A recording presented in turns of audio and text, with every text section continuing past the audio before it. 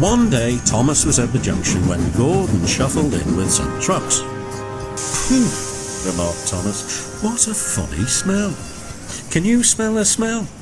"I can't smell a smell," said Annie and Clarabel. "A funny, musty sort of smell," said Thomas. "No one noticed it till you did," grunted Gordon. "It must be yours." "Annie, Clarabel, do you know what I think it is?" whispered Thomas loudly. "It's ditch water." Gordon snorted, but before he could answer, Thomas puffed quickly away. Annie and Clarabel could hardly believe their ears. "He's dreadfully rude. I feel quite ashamed. I feel quite ashamed. He's dreadfully rude," they twittered to each other. "You mustn't be rude. You make us ashamed," they kept telling Thomas, but Thomas didn't care a bit. That was funny, he chuckled. He felt very pleased with himself. Annie and Clarabel were deeply shocked. They had a great respect for Gordon the big engine. Thomas left the coaches at a station and went to a mine for some trucks. Long ago, miners digging for lead had made tunnels under the ground. Though strong enough to hold up trucks, their roofs could not bear the weight of engines. A large notice said, "Danger, engines must not pass this board." Thomas had often been warned, but he didn't care. Silly old board, he thought. He had often tried to pass it, but had never succeeded. This morning he laughed as he puffed along. He had made a plan. He had to push empty trucks into one siding and pull out full ones from another. "Come on," waved the fireman, and they started. The driver leaned out of the cab to see where they were going.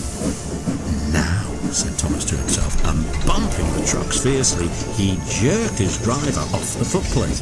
"Hooray!" laughed Thomas, and he followed the trucks into the siding. "Stupid old board," said Thomas as he passed it. "There's no danger, there's no danger." His driver, unhurt, jumped up. "Look out!" he shouted.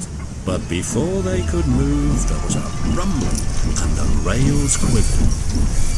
The ballast slipped away and the rails sagged and broke. "Fire and smoke," said Thomas. "I'm sunk." And he was. Thomas could just see out of the hole, but he couldn't move. "Oh dear," he said.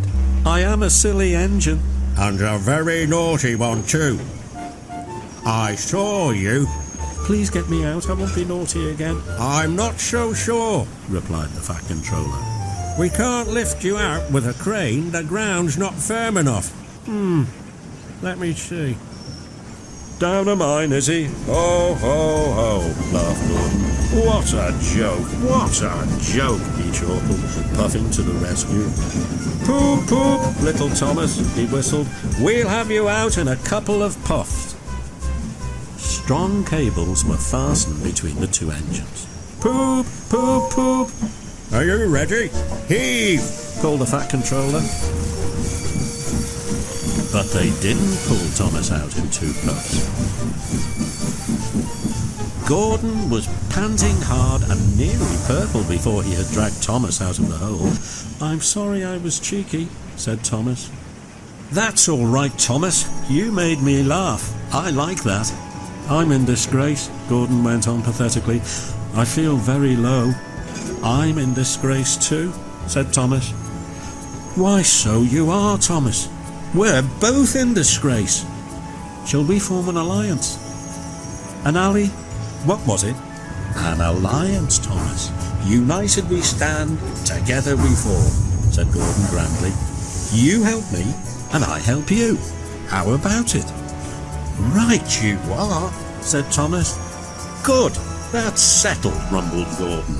And buffer to buffer, the allies puffed